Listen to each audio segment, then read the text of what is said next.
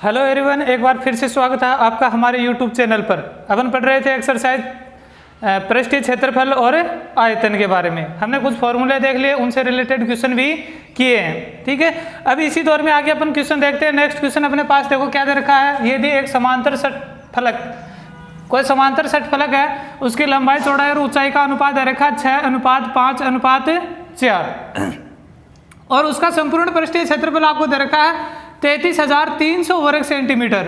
तो समकोणीय समांतर षटफलक का क्या ज्ञात करना, आपको आयतन ज्ञात करना है। ठीक है, ऐसे क्वेश्चन भी एग्जाम में पूछ लेता है, तो इनको करके देखते हैं कि कैसे करें। सबसे पहले तो देखो आपको क्या दे रखा है, अनुपात दे रखा है।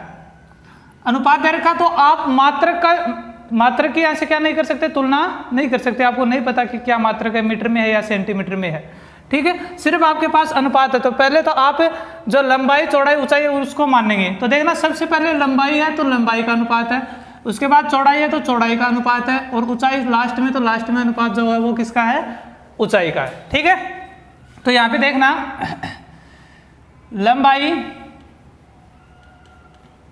अनुपात चौड़ाई और अनुपात ऊंचाई। ठीक है, ऊंचाई क्या दे रखा है 6:5:4। तो ऐसे क्वेश्चन हमने पीछे भी किए हैं, कक्षा 9 में भी किए हैं। जब अनुपात दे रखा हो तो आप उसको क्या कर सकते हो, एक लंबाई के तौर पे मान सकते हो। ठीक है, तो देखना यहाँ पे मैं मान रहा हूं, मानना भाई अनुपात है तो अनुपात कोई ना कोई संख्या इनके गुणा में अपन मान के और एग्जिट वैल्यू मान सकते हैं। ठीक है, माना समांतर षटफलक की लंबाई तो यहाँ पे 6 दे रखी है तो मैं क्या मान लूंगा 6x, क्या मान लूंगा 6x।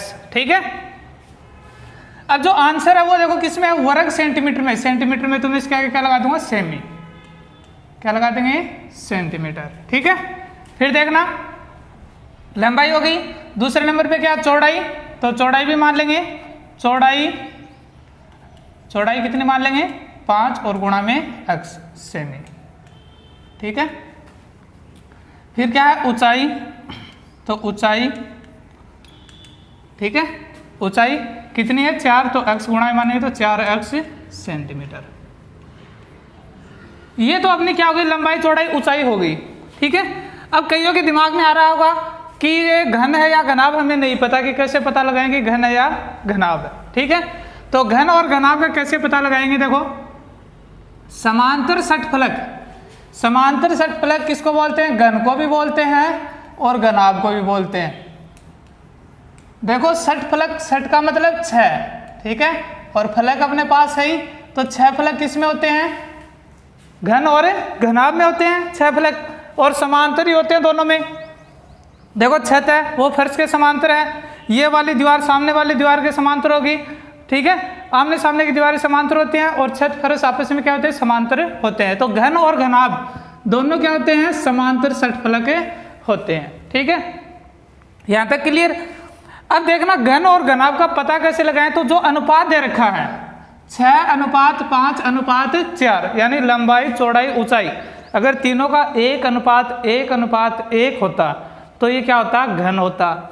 यहाँ पे तीनों क्या हैं, अलग अलग हैं, मीन्स जो आपका आकृति है वो क्या है, घनाभ है। ठीक है, तो घनाभ अपने पास है ये, तो घनाभ का क्या दे रखा है इसने, संपूर्ण पृष्ठीय क्षेत्रफल। देखो ये दे रखा संपूर्ण पृष्ठीय क्षेत्रफल कितना है, 33,300 वर्ग सेंटीमीटर है। तो मैंने आपको बताया था जब कोई चीज आपको दे रखी हो उसी का फॉर्मूला अप्लाई करेंगे। ठीक है, तो देखना समांतर षटफलक किसके आकार का है, घनाभ के आकार का, तो घनाभ आकार है। अतः समांतर षटफलक का क्या दे रखा है, संपूर्ण पृष्ठीय क्षेत्रफल। तो क्या सूत्र होता है, 2 गुणा LB/BH प्लस HL।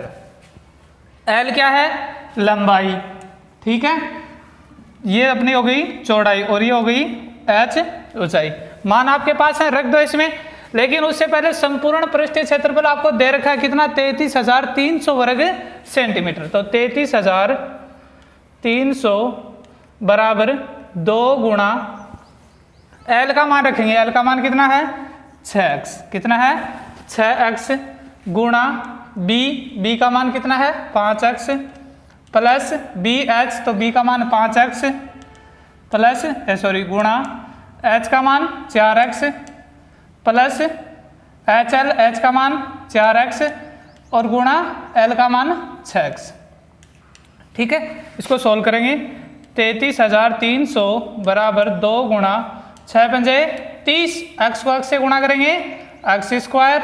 ठीक है, ऐसे देखो 5 चौके 20 और x को x से करेंगे x स्क्वायर, 6 चौक 24 और x स्क्वायर।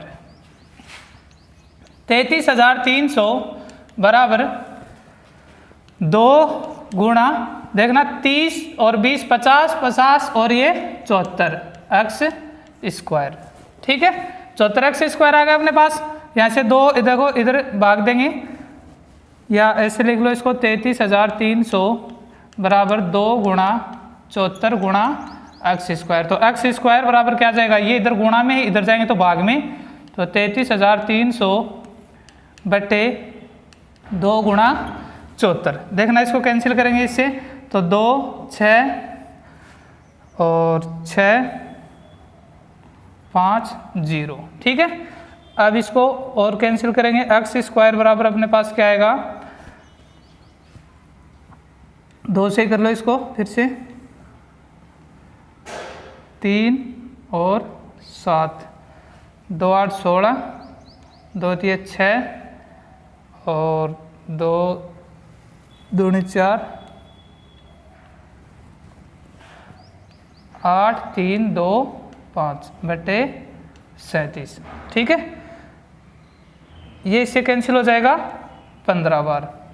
तो x स्क्वायर 15 बार नहीं होगा, ये हो जाएगा 2 और 225 बार। ठीक है, तो x स्क्वायर बराबर आ गया आपके पास 225। तो x बराबर कितना आ जाएगा, x का स्क्वायर हटाएंगे तो सामने वाली संख्या क्या हो जाएगा, √ 225। तो x बराबर आ गया आपके पास 15। ठीक है, ये आपका आ गया x का मान सेंटीमीटर। ठीक है, या यहाँ पे सेंटीमीटर मत लगाना, x का मान ही आया अपने पास, x हमें नहीं पता क्या है, तो x का मान आ गया 15। तो यहाँ से देखो अपने पास ऊंचाई क्या आ जाएगी, अब ये आ जाएगी ना, अतः है लंबाई समांतर षटफलक की लंबाई, तो षटफलक की लंबाई एक्चुअल में क्या है 6x है। ठीक है, 6x है, लेकिन अपने पास x का मान आ गया कितना, x का मान आ गया 15। तो 6 गुणा 15, तो 15 से 90, क्या आएगा ये सेंटीमीटर, तो सेंटीमीटर लगा दिया। ठीक है, फिर देखना चौड़ाई, तो चौड़ाई कितनी आ जाएगी अपने पास, 5x है, तो 5 गुणा x का मान 15, तो 75 सेंटीमीटर। फिर देखना ऊंचाई कितनी है, 4x है, और 4x का मान अपने पास 15 आया था, तो 15 चौके 60 सेंटीमीटर। ये अपने पास तीनों एग्जैक्ट वैल्यू इसकी आ गई, एकदम प्रॉपर जो वैल्यू होती है वो अपने पास आ गई। लंबाई 90 सेंटीमीटर, चौड़ाई 75 सेंटीमीटर और ऊंचाई 60 सेंटीमीटर। अब इसने क्या पूछा और आगे, तो समकोणिक समांतर षटफलक का आयतन आपको ज्ञात करना है। तो आयतन का फॉर्मूला आपको पता है, तो देखना, अतः है समांतर षटकोणिक, समकोणिक इसलिए दे रखा है क्योंकि ये फलक है आपस में जहां जुड़ रहे हैं वहां पे 90 डिग्री का कोण बना रहे हैं। ठीक है, जहां पर भी फलक जुड़ेगा, चाहे इस साइड में जुड़े, चाहे इस साइड में जुड़े, चाहे इस साइड में जुड़े या नीचे जुड़े, सभी जगह क्या बनाएगा, 90 डिग्री का एंगल बनाएगा, इसलिए समकोणिक बता रहा है इसको। ठीक है ना,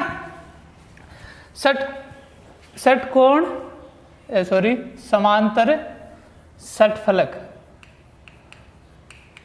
का आयतन, और ये है कैसा, घनाभ के आकार का, तो घनाभ का आयतन क्या होता है, L गुणा B गुणा H। ठीक है, तो L का मान कितना अपने पास, L का मान 90 गुणा B का मान बी का मान है 75 गुणा h का मान 60, इसको गुणा करेंगे तो देखना 90 गुणा इसको कर देते हैं 6 पंजे 30, ये इसका 0, 6 पंजे 30 और 42 और 45, ठीक है। अब इसको करेंगे तो 3 0 तो डायरेक्ट आ जाएंगे, ठीक है। 45 36 और 4 40, और क्या मात्रा क्या लगेगा, घन सेमी, क्या लगेगा, घन सेमी, क्योंकि आयतन है तो मात्रा क्या लगेगा, घन सेमी या फिर सेमी की क्यूब, सेंटीमीटर का क्यूब। तो ये इस प्रकार हम क्या कर लेंगे, इस क्वेश्चन को सोल्व करेंगे। सबसे पहले लंबाई चौड़ाई ऊंचाई हमें निकालनी है, किसके थ्रू, या तो आपको आयतन देगा या फिर क्या दे देगा, इसका जो क्षेत्रफल है संपूर्ण पृष्ठीय वो क्षेत्रफल दे देगा, आप उससे लंबाई चौड़ाई ऊंचाई निकालोगे और उसके बाद जो पूछा आयतन पूछा तो आयतन निकालेंगे। और अगर मान लो कि पहले आयतन दे दिया फिर इसने संपूर्ण पृष्ठीय पूछ लिया तो उसके बाद संपूर्ण पृष्ठीय क्षेत्रफल ज्ञात कर लेंगे, ठीक है। तो ऐसे क्वेश्चन एग्जाम में पूछ लेता है तो इनका थोड़ा सा विशेष ध्यान रखना, ठीक है। आगे देखते हैं नेक्स्ट क्वेश्चन।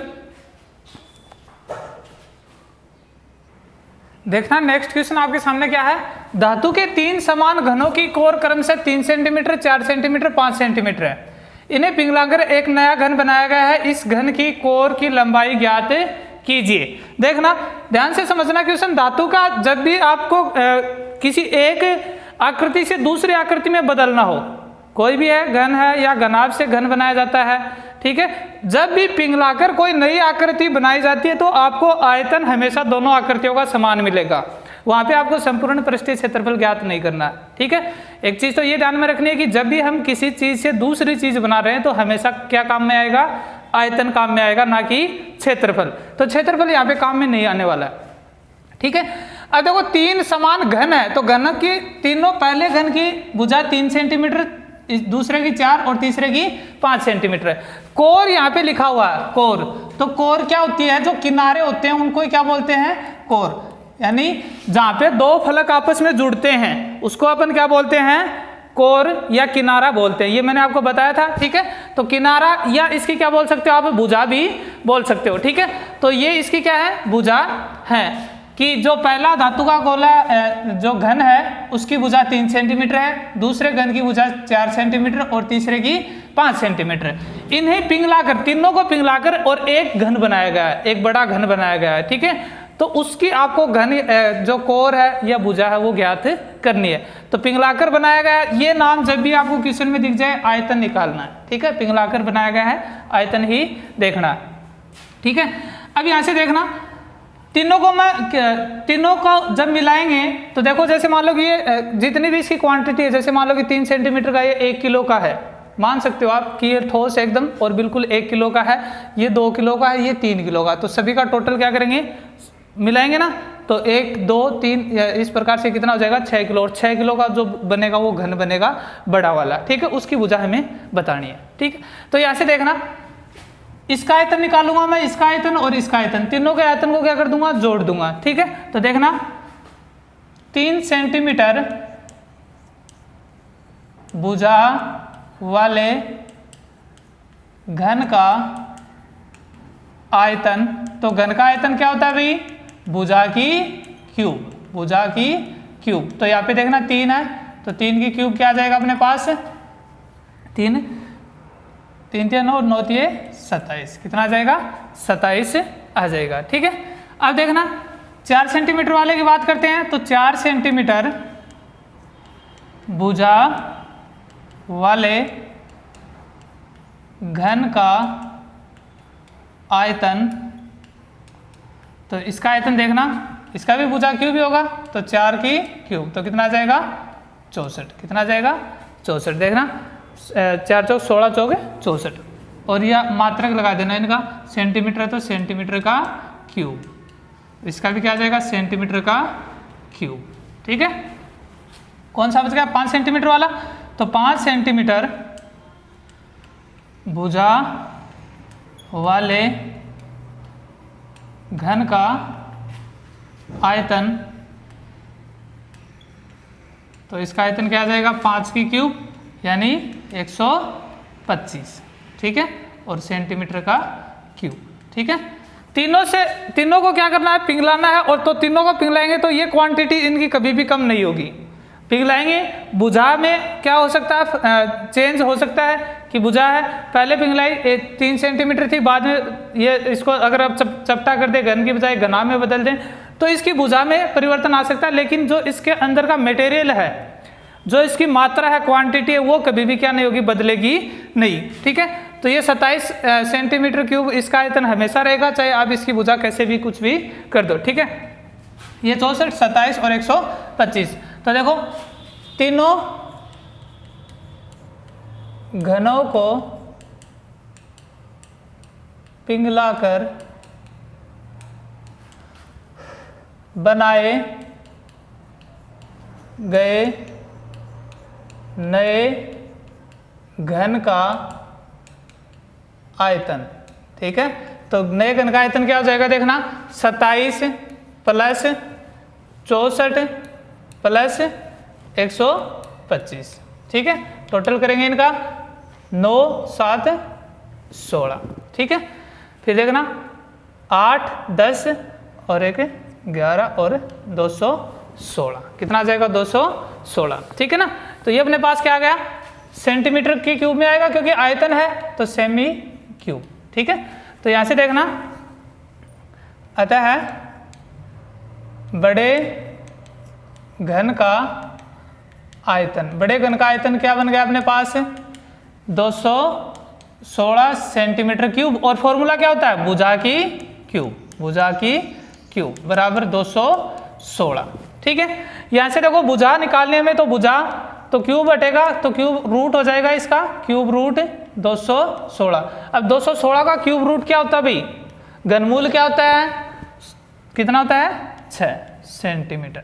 ठीक है, तो ये अपने पास क्या आ जाएगा, जो नया घन है बड़ा, जो बनाया तीनों को पिघलाकर, उसकी भुजा क्या आ जाएगी, जो कोर आप बोल सकते हो, यहाँ पे लिख देना, अतः है नए घन की कोर, घन की कोर या भुजा कितनी है, 6 सेंटीमीटर है।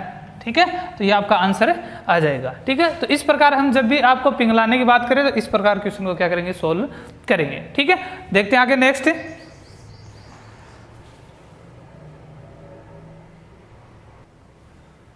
देखना, इसके बाद अपन पढ़ेंगे बेलन। बेलन, ठीक है, सिलेंडर जिसको बोलते हैं इंग्लिश में। देखो घन घनाभ से रिलेटेड अपने पास क्वेश्चन हो गए, एक्सरसाइज के जो क्वेश्चन है वो आपको करने हैं, अगर नहीं आए तो आप मेरे को बोल देना, करके देखना जरूर। ठीक है, अगर नहीं आएंगे तो मैं बता दूंगा। बेलन के बारे में पढ़ेंगे। देखना बेलन की आकृति कैसी होती है,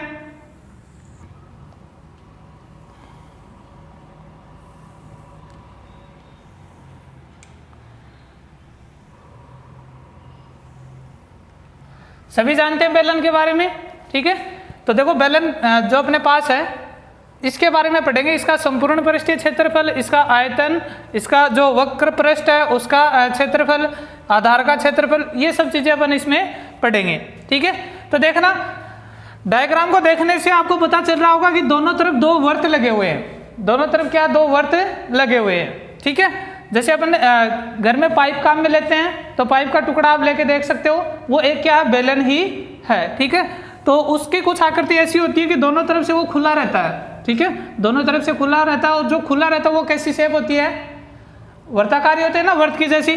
और ये क्या होता है, एक आयताकार एक पाइप जैसा अपने पास होता है। ठीक है ना, तो यहाँ पे देखना, मान लेते हैं ये इसका केंद्र है, केंद्र तो होता ही है भाई, हर चीज का केंद्र होता है। तो ये इसकी क्या हो जाएगी, वर्त की त्रिज्या r। ठीक है, ये मान लो कि बेलन की जो ऊंचाई है या लंबाई भी है, कभी कभी क्वेश्चन में लंबाई भी दे देता बेलन की। ठीक है, तो ये अपने पास है h। ठीक है, h हो गई, और ये इसकी क्या हो गई, त्रिज्या r हो गई।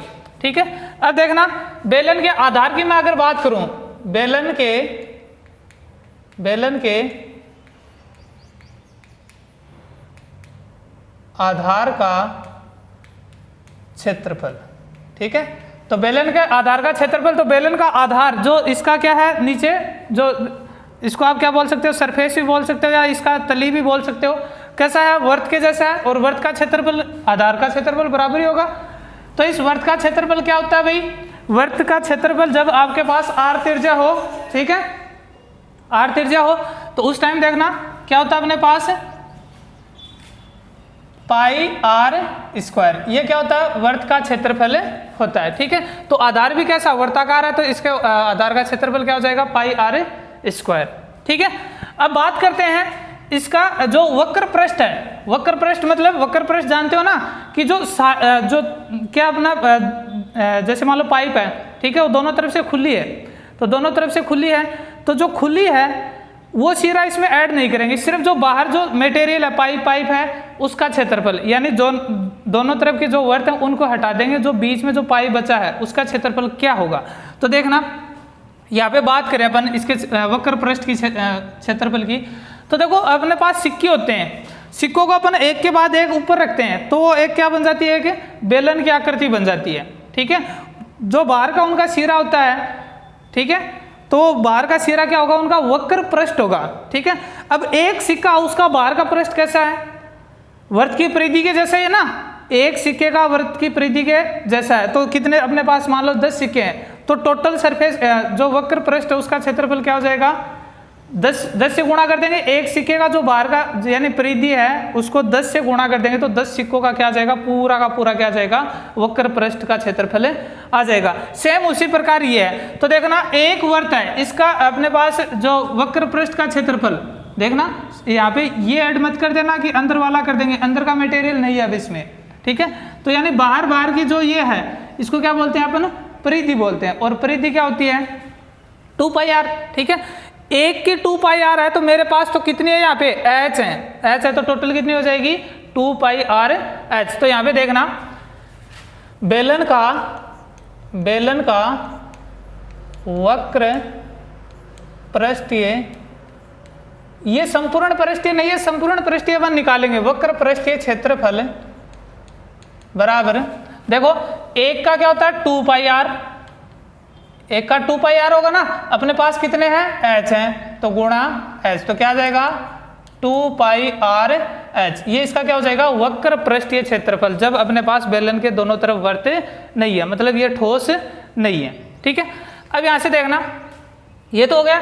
अब संपूर्ण पृष्ठीय की बात करते हैं, तो देखना बेलन का संपूर्ण पृष्ठीय क्षेत्रफल। अब संपूर्ण पृष्ठीय का मतलब क्या हो गया, वक्र पृष्ठीय तो है, इसमें वक्र पृष्ठ तो है ही, साथ में ये दोनों वर्त भी शामिल हो गए। ठीक है, अब देखो वर्त पूरा शामिल होगा तो वर्त का क्षेत्रफल लगेगा, परिधि तो ये इसमें आई गई, तो ये इसका क्षेत्रफल क्या होता है, वर्त का क्षेत्रफल पाई आर स्क्वायर, ऊपर वाले का भी क्या होगा, पाई आर स्क्वायर होगा, क्योंकि बेलन जो यहाँ पे जो वर्त है उतनी माप का ऊपर वर्त होगा। अगर ये ऐसा नहीं होता है तो फिर ये बेलन नहीं रहेगा। ठीक है, वो शंकु में कन्वर्ट हो जाएगा। ठीक है ना, तो देखना संपूर्ण पृष्ठीय की बात करें तो वक्र पृष्ठ का तो है अपने पास 2 पाई आर एच प्लस, देखना इस वर्त का क्षेत्रफल पाई आर स्क्वायर प्लस इस वर्त का क्षेत्रफल पाई आर स्क्वायर हो गया। अब इसमें देखो क्या क्या कॉमन आ रहा है वो ले लो, pi r pi r pi r इसमें है, या इसको ऐड कर लो 2 पाई आर एच प्लस ये कितना हो जाएगा 2 पाई आर स्क्वायर।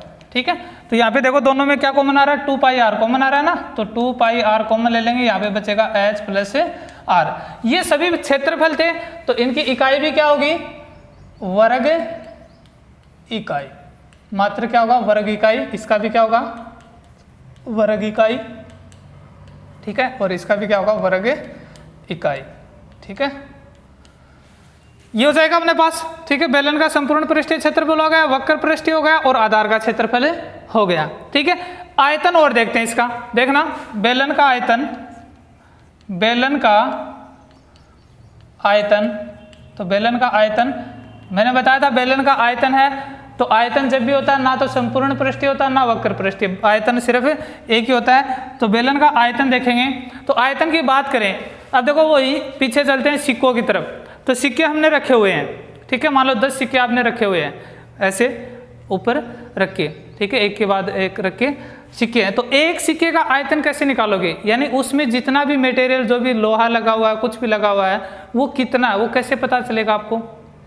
सिक्का तो क्या बिल्कुल पतला है, तो अपन क्या करेंगे, देखो उसका आयतन कैसे निकालेंगे, एक सिक्के का भी निकालने के लिए हमें बेलन का फॉर्मूला चाहिए, लेकिन फिलहाल अपने पास मान लो कि बेलन का फॉर्मूला है ही नहीं, हम नए सिरे से उसका क्या करेंगे, निकालेंगे कि इसका आयतन कैसे निकाले, तो उसका आयतन देखो बिल्कुल पतला होता है सिक्का, तो आयतन उसका किसके बराबर होगा, उसके क्षेत्रफल के ही बराबर मान लेंगे, क्योंकि हाइट उसकी क्या है, 9 के बराबर है। ठीक है, तो देखो उसका जो क्षेत्रफल होगा वही क्या होगा, उसका आयतन होगा एक सिक्के का। तो एक सिक्के का क्षेत्रफल क्या होता है, पाई आर स्क्वायर। तो पाई आर स्क्वायर उसकी जगह बता देगा कि ये इतनी जगह घेर रहा है। ठीक है, तो एक सिक्का है अपने पास, इसका क्या होता है, पाई आर स्क्वायर। अब अपने पास हैं कितने टोटल, एच हैं, कितने हैं, एच। तो क्या आ जाएगा, पाई आर स्क्वायर एच। ये क्या हो जाएगा, बेलन का आयतन। और आयतन का मात्रक क्या होता है, घन इकाई या घन सेमी, जो भी आएगा आपका वो बाद में कर लेंगे। ठीक है, तो अपने पास ये बेलन के फॉर्मूले हो गए, बेलन को अच्छी तरह से समझना है। ठीक है, ये इसकी त्रिज्या जितनी आर है उतनी ये रहेगी, कभी भी बदलेगी नहीं। ये एच है उतनी ही एच ये रहेगी, ये नहीं कि यहाँ पे ये आप कम ज़्यादा कर लो, ऐसा नहीं है। ठीक है, तो बेलन से रिलेटेड और कुछ और भी है, खोखले बेलन के बारे में भी अपन पढ़ेंगे। तो फिलहाल आज हम इतने ही क्वेश्चन और ये फॉर्मूले करेंगे। आप इन अच्छी तरह देख लेना, प्रैक्टिस करके देख लेना, क्योंकि ये आगे भविष्य में बहुत ज़्यादा काम में आएंगे। ठीक है, तो पृष्ठीय क्षेत्रफल और आयतन का फॉर्मूला हो गया। खोखले बेलन के बारे में अपन कल देखेंगे और उनसे रिलेटेड क्वेश्चन भी कल देखेंगे। ठीक है, तो आज के लिए इतना ही, धन्यवाद।